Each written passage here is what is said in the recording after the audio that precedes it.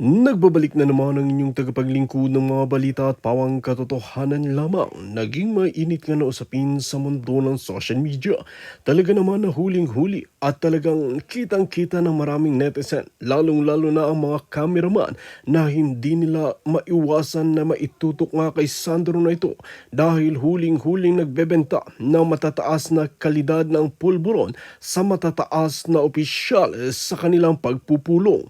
Dito nga natin mapapansin na hindi lamang ito mataas na kalidad, may kasama ring suho ng mga salapi at talagang pera-pera at male-maleta na rin ang kanilang kinukuha. Dito nga natin mapapansin na talagang kawawa talaga ang bansang Pilipinas sa namumuno ngayong administrasyon na ito. Aminin man natin sa hindi, ay marami pa rin nagbubulag-bulagan at nagpapabayad ng mga trolls nang sa ganoon ay talagang iusog nila at itaas ang pangalan ng pamilyang Nicoting ng Norte ni Sandro at ni Lisa Tanas.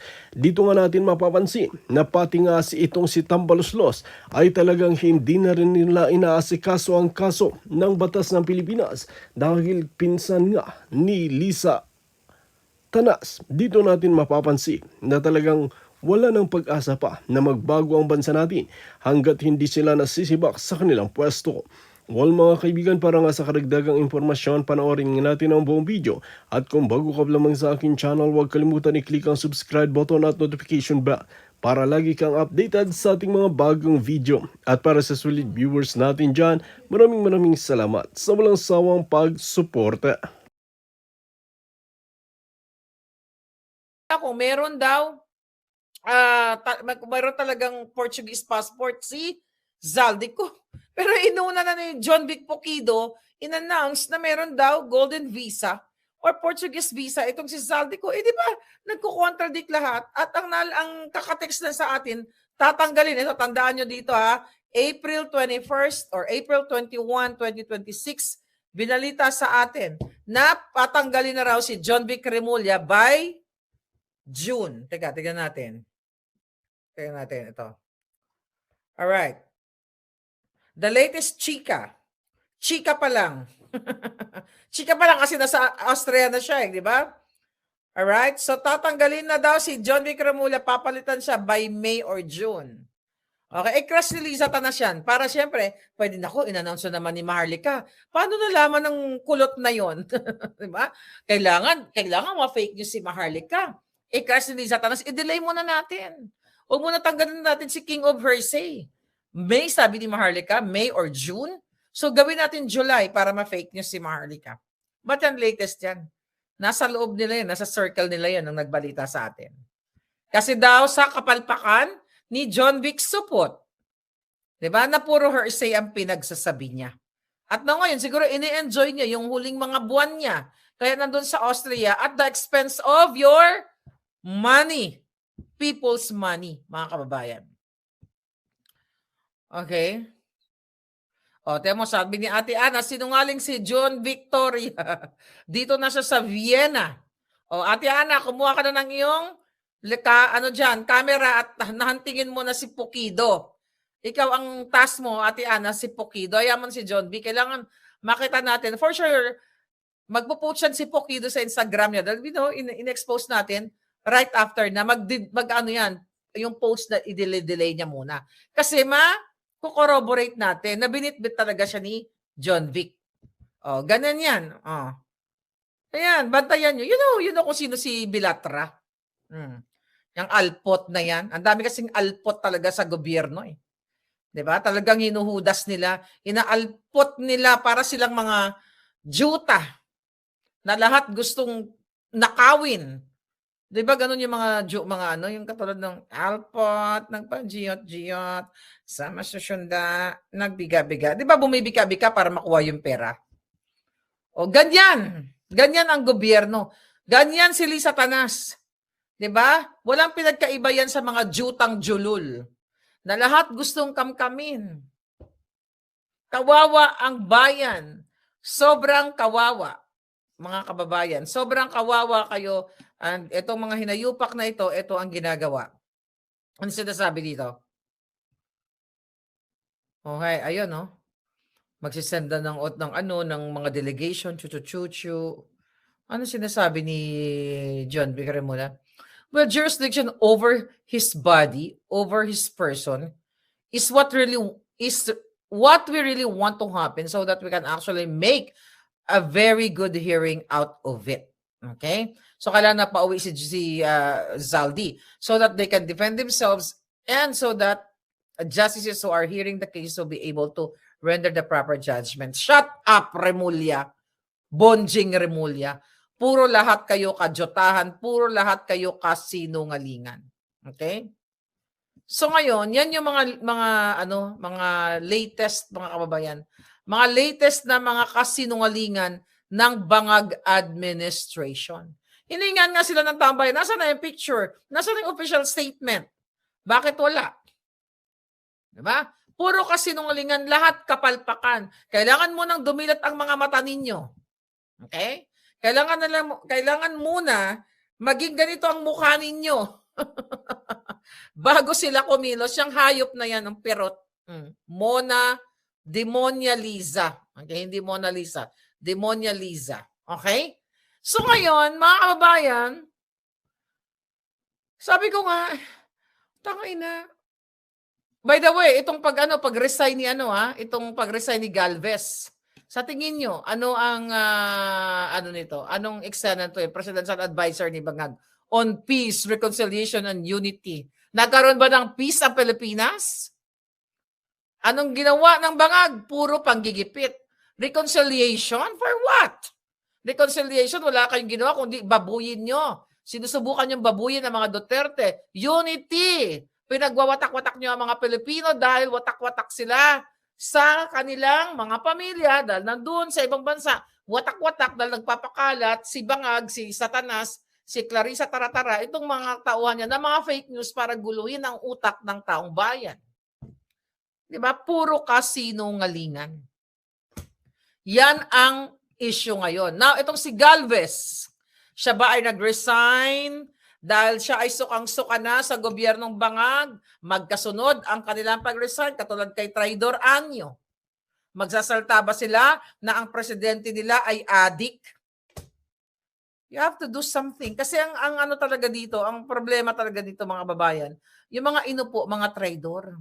Oo, we understand that fucking chain of command. Kailangan kahit against your will, titiko mo yung bibig mo kasi chain of bangag. It's not chain of command. Chain of bangag. Nakikita mo na umiiyak na yung taong bayan. Naghihirap ang mga farmers, naghihirap ang mga drivers, naghihirap ang mga fisher folks, mangingisda, naghihirap ang mga teachers, lahat naghihirap, putang ina. Oh, tinanggal? Sabi ni Joy, Alexis, we don't know. Kasi sunod-sunod yung interval. Days lang yata. Days or week. Yung pag-alis kay Anyo. 'Di ba? Pag-resign kasi 'di ba si Anyo, usually naman ang kanilang reasoning is like personal and health reason. Okay? Aalagaan yung sarili, aalagaan yung asawa. It's a bullshit. Dapat yan talaga yung mga yan nagsasalita. But hindi natin ma-expect yan. Kasi talagang makapili, traidor. Marami talaga sa gobyerno natin. Kaya sabi ko sa inyo, kung pwedeng ipasakop po na lang kayo sa Amerika, total, nandiyan na yung aming Nakita nyo yung ating balikatan chuchu-chuchu daw? Diyan yung aking mga brusko. Pinadala dyan. Okay? Sana nga lang sakupin na kayo. Gusto ko talaga sakupin na lang, di ba? Kasi totoo naman. Di ba? Na sinasabing, tuta ng kano. Ano pa ba? Di bali na. Sakupin na lang namin kayo kasi para hindi na makapagnakaw itong mga hayop na ito. Paulit-ulit na lang ako dito. Traidor din naman yan si Galvez sa cabinet ni PRRD, sabi ni Casey. Traidor nga palangga. Ayaw niyo magpasakop. The ship is sinking. Possible, the ship is sinking. Hindi natin alam. Baka nga talagang... Yes, Marivic. Dapat may parusa. Alright? Nag-ready ang resignation. Sabi ni Dance, isilipid ako may private jet na naka-standby sa Prague. Meron yan. For sure, meron yan. Kaya nga sabi ko, ang nakikita ko dyan, Spokes, hindi pa kami, I don't know, alam na ba ni Spokes, na huwag siya magtiwala kay John Vic. Baka mamaya, although hindi naman sila basta-basta makagawa ng kidnapping doon, baka lumayin ba si Spokes? Spokes, baka sabi ni John Vic, dito tayo sa, yung kinainan natin, Ate Ana, na masarap. Ay, I don't know, kasama ka doon. Basta kinainan natin. Baka mamaya, yung ipid ka, alam, mahilig tayo kumain. Baka bigla kang lumayan, isasakay ka, gano'n ka, isasakay ka sa private jet. Thank you for that. Diba? And then, diba? Ginugulo talaga nila yung taong bayan. Okay? Ginugulo nila tayo. Ginugulo kayo dyan. Puro na lang kahirapan.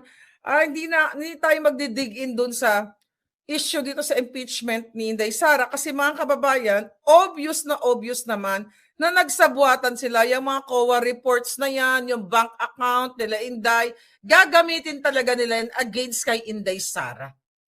By hook or by crook, illegal ang gagawin ng mga hayop na yan or tututukan o babayaran, bibigyan ng maleta, yung mga nasa COA o kung sino pa man para maidiin si Inday Sara. Na hindi nakakalimutan nila. Hindi lang naman nag-iisa si Inday Sara, meron pa tayong Baste.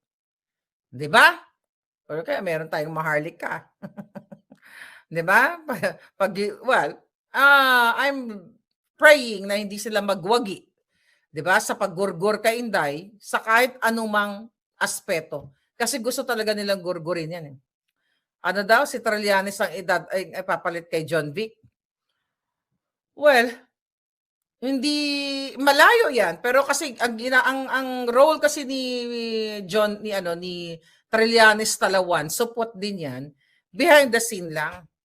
'Di ba? Behind the scene lang 'yan ay ano tawag diyan? Anong term diyan sa traidor na 'yan, 'di ba? Binuking ng 18 Marines na si Trillanes talaga ay binigyan ng pera.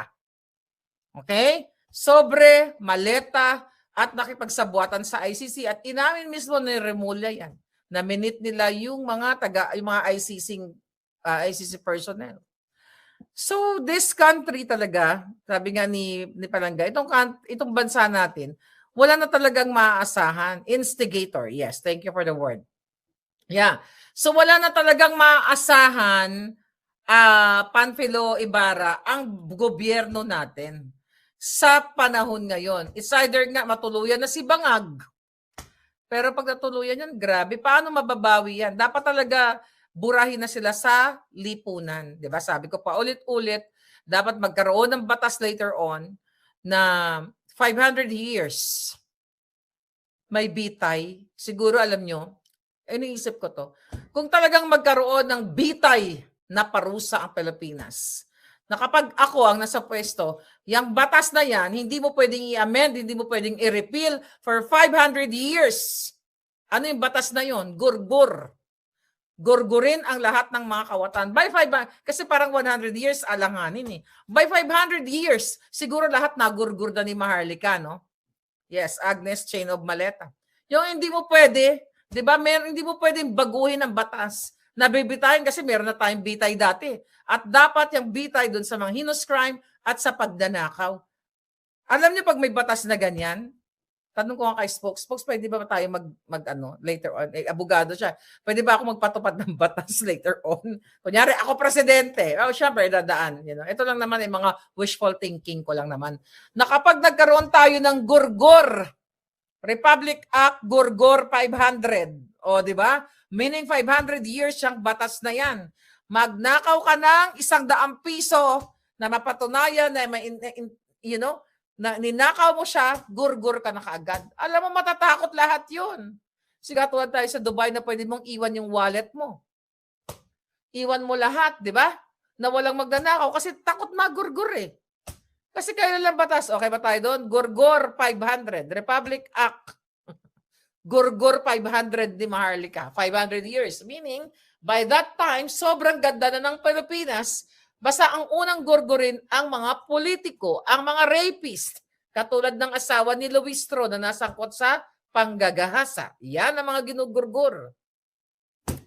Yung mga nag-orgy, katulad nila Bangag sa loob ng Malacanang, bitay din yan. 'Di ba? Hindi pwedeng babuyin ang Malacanang. Grabe na ang lupit. Kaya siguro na Maharlika, pag ako nandiyan dyan, baka hindi nyo rin pangarapin or pangarapin nyo ako. You know? Dapat death penalty talaga yan. Kasi paulit-ulit na lang, wala silang pakialam. Kita nyo, harap-harapan na yung maleta, si Marcos Jr. Binuking na ni Zaldico 25% of 100 billion. And how many billions o trillion pa ang napunta sa kanila? Sabi ko nga, harsh pakinggan. Okay? Pero, gusto niyo bang mabuhay ang mga yan? Na dahilan kung bakit ang daming namamatay sa public hospitals. Dahilan kung bakit may mga no read, no write tayong mga kababayan dahil can't afford to go to school, although may public school tayo, pero kulang sa impormasyon sa mga barangay para turuan sila, i-educate sila. Sad, no? At dito, kapag ang pinuno, mga palangga, asa na yun? At ito dapat talaga, ito may exemption yan. Dapat ang parusa dito sa babaeng to, sisig. Republic Act sisig, bopis, sais-sais. You know what I mean? Yung mga nagkasala na walang kabusugan sa pera ng bayan, di ba? Republic Act 666. Sisig o bopis, tadarin ng pinong-pino nang hindi na mapamarisan. Kasi kung hindi wala tayong batas na death penalty, paulit-ulit na lang yan, nalulusutan ang batas. Babayaran lang kung sinong uupo, makipagsabuatan si judge, makipagsabuatan si associate justice, sila. You know, paulit-ulit na lang. Kaya sabi ko sa inyo, by 80 years old ako, baka mga kalangga, ang mga banga. Ganon pa rin ang itsura ko. Ay, ganon pa rin yung laban natin. Right? May kailan yung video ni Tambi. Si Tambi? Anong gawa ni Tambi? This is so sad, mga kababayan, na kailangan nyo na ako. Huwag nyo na i-elect si Inday Sara. Ako na ang i-elect ninyo. Ako na ang elect ninyo dahil ubos lahat sila sa batas ni Maharlika. Tatalunin ko yan pati si PRRD. Buburahin ko sila within 24 hours. Wala pang 24 oras, ubusin ang mga magnanakaw. Parusahan sila, mga hayop sila. Kasi kaluluoy talaga kayo, no? Kawawa talaga kayo. Yes. Pwede talaga magkaroon ng extraction, no, Dens? Yeah, I said that already, yung turkey extraction, yung kinidnap nila. Sinabi ko na yan kanina. O, ano to? Ombudsman 6 precautionary hold departure order for Romualdez. Ayan. Alam mo, pwede naman lumabas yan si Romualdez nang hindi nyo alam. Magpa-private plane lang yan. Ito si Tambalos 2. Optics lang to. Na kunyari, hold departure. O sige, magre-release tayo Hold departure ka muna, Tambalos 2. Pero pwede ka naman magpagamot sa Singapore. Sumakay ka ng private plane, okay? Ganyan-ganyan. Di ba? Lulukuhin tayo ng putang ina. Ikulong mo! Di ba? O Bartolinahin mo si Tambalos 2, maniniwala kami. But they're not gonna do that. Pare-pareho silang magkakasabwat ng pamilyang yan, Araneta, Romualdez, Marcos, yung hayop ng pamilyang yan at mga kasabwat nila. Isama mo na lahat. Lahat ng mga kasabwat nila ngayon, ang dami yun, mahirap isa-isahin. Pero yung mga maletas kongresistas, yan lahat. Pwede yan, etos lang yan, kunyari hold departure, pero nakasakay sa private plane. Bullshit yan, mga kababayan. Ngayon, para mga salin-salin ni Inday. Well, aabangan natin bukas yung kanyang mga kasinungalingan sa Congress. Di ba, hindi na nga daw a-attend si Madriaga. Paano? Nakita na yung mga kasinungalingan na hindi nila pinapatawag, di ba? Kasi nakita na nila yung kasinungalingan ni Madriaga. Ngayon tututok sila naman dito. Ewan ko paano na naman nila distrong ka rin itong mga asset SALE ni Vice President Sara Duterte. Alright?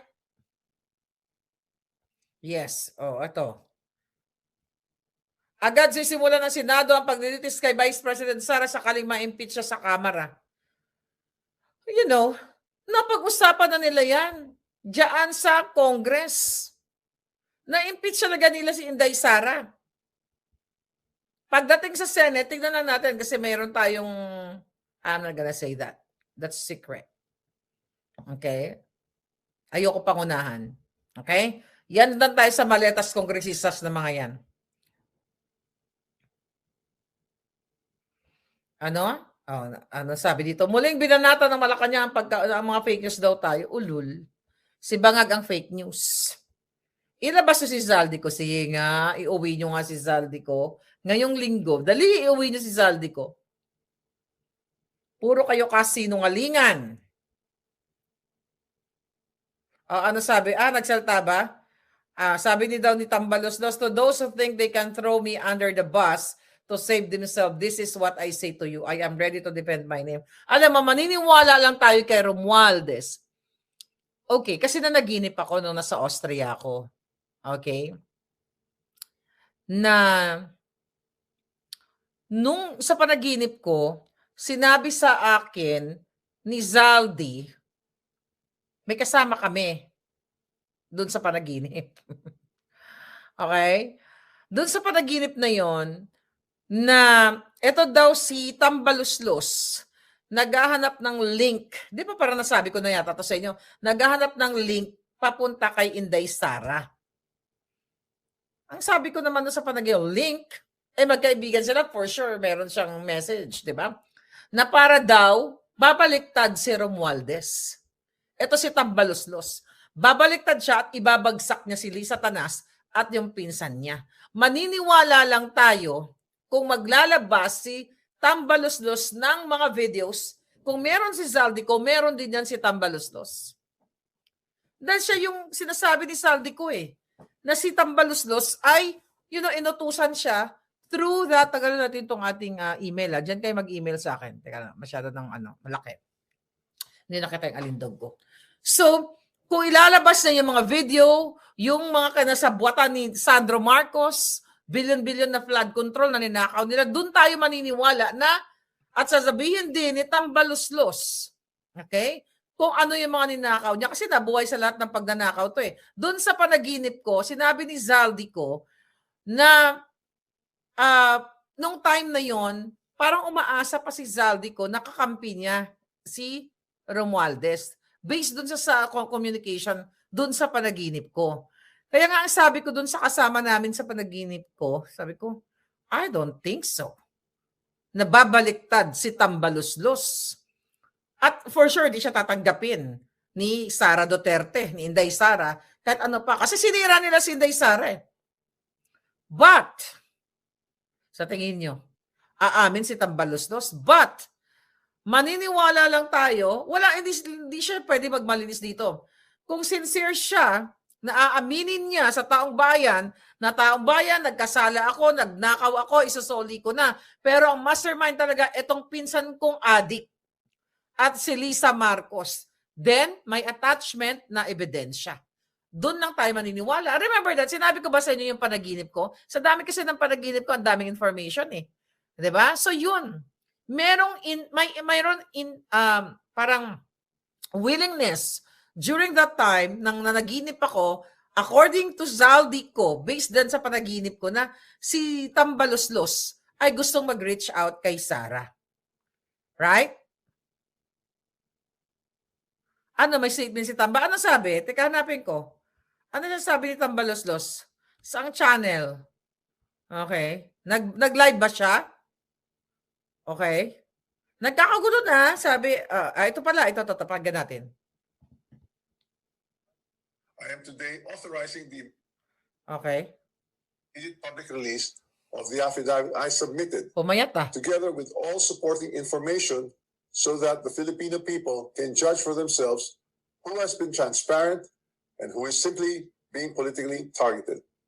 Now let us address the most absurd accusation of all, that I am supposedly the mastermind of this corruption scheme. How can I be the mastermind? I was the former Speaker of the House of Representatives, but the House of Representatives is only one part of the branch of government, the legislature. The national budget is not conceived, executed, implemented, billed out, supervised, and completed by one congressman or even by Congress alone, and certainly not by the Speaker of the House. I want to make this simple and clear. The national budget does not depend on just one person. The budget does not begin in the House. It begins in the executive. And because I have nothing to hide, I am today authorizing the immediate public release of the affidavit I submitted, together with all supporting information, so that the Filipino people can judge for themselves who has been transparent and who is simply being politically targeted. Now let us address the most absurd accusation of all.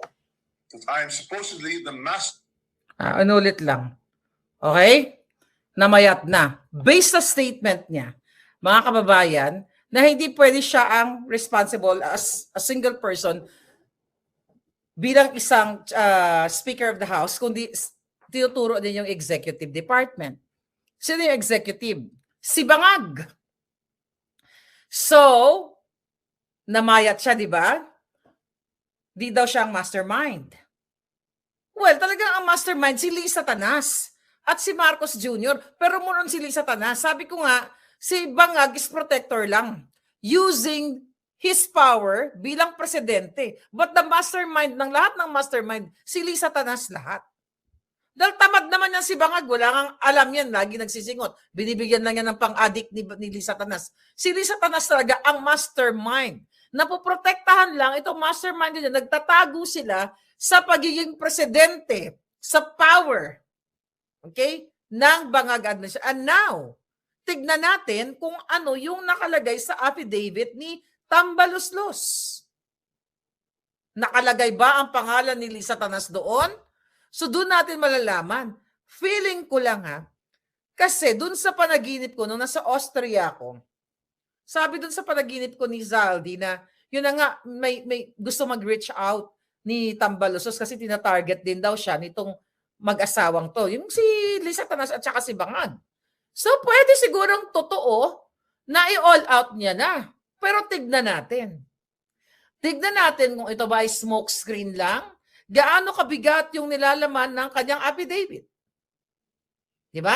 Yes, sabi si Lisa Tanas, sabi ni Grace, si Lisa Tanas ang commander-in-chief. Siya talaga yan. Yan ang expose ko sa inyo mga palangga. Di ba? Dinilatan nga lang niya ng mata si Bangag. Okay? So dito tayo magkakaalaman. Si Amy, okay? Si Amy Marcos, di ba? Ang nagsalita siya even before, laban sa kay Romualdez tungkol dun sa chacha na yan. Remember that? Okay? Then, pero madami pa niya pasakali. Then yung kapatid niya, inamin niya na siya ay addictus na ganyan-ganyan. Pero hindi pa rin all out si Amy Marcos. Hindi na tayo magtatrust sa Romualdez Araneta Marcos. Pero kasi, tignan natin kung ito ba ay last resort na ni Tambaloslos. Kung ito ba ay totoo. Kaya sabi nga natin, maniniwala lang tayo dun sa bigat ng kanyang affidavit kung may ilalabas siyang mga annexes or mga attachment na si Lisa Tanas, nakikipag-orgy, ang bilat niya na may mga sili. Di ba?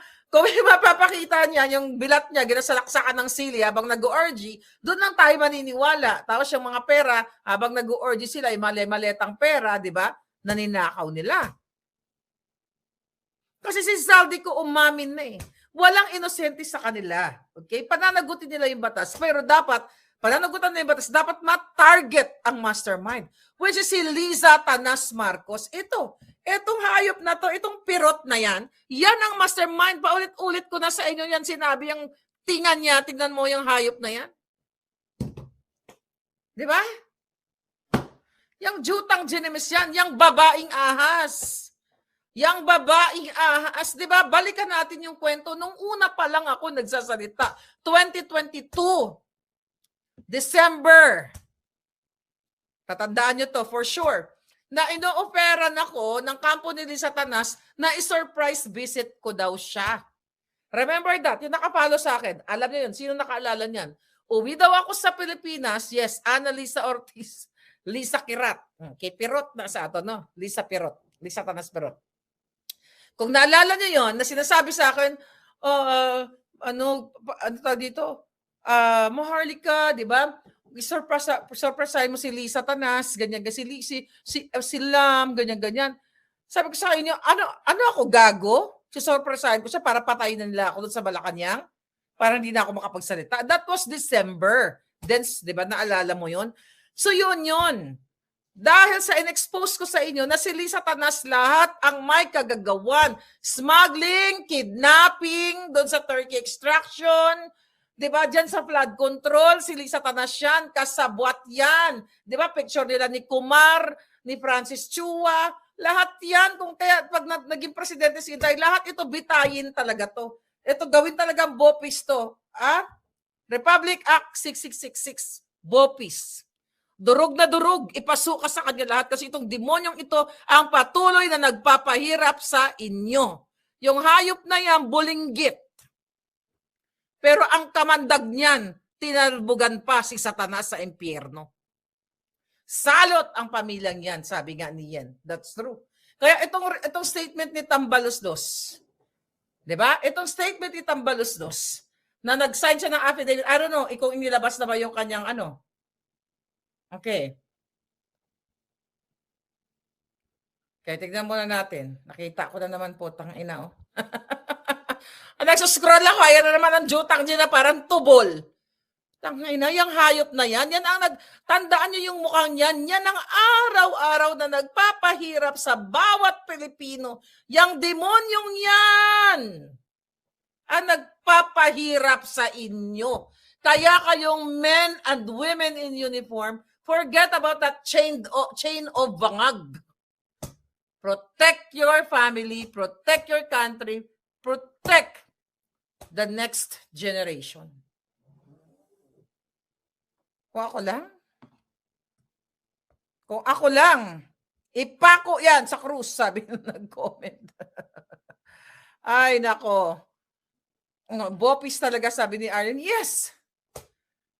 Pero dapat isabatas natin. Okay? Kailangan susundin natin yung batas. Di ba? Tayo lang, imagine nyo, no? Tayo lang may parusang ganyan. Tapos mailagay sa libro. Sino may promotor ng Republic Act 6666 na yan? Si Marlica. Sino nagpatupad? Siya rin. Siya rin ang nagjiwa ng mga sibuyas. Panghalo. Alam nyo, why? Bakit ganito ang laban ko? Dito ako nanggaling. Kasi putang ina, tinulungan ko yung mga yan. Tayo. Diba? Lalo na ako na ni piso, wala akong hiniling sa mga hayop na yan. Pagandahin lang ang Pilipinas. Pero the moment, hindi pa naupo yung hayop na yan, nangolekta na ng mga campaign funds sa Pogo. Kabaliktaran na binabato kila Inday Sara. Pero yung hayop na yan, in-expose ko yan. I-google nyo lang lahat yan. Nandyan pa sa YouTube natin, sa Facebook natin. Although to Facebook pages natin, pinatumba ng mga hayop na yan.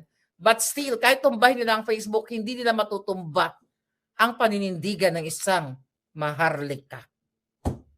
Only one life to live in this world. Pag ako sinundan-sundan ito, kanyari, desperado na siya. Yung mga mercenaries niya, napagod na sa kasusunod sa akin. Pag na-threaten ang buhay ko, gagawin ko siyang bopis. Yan,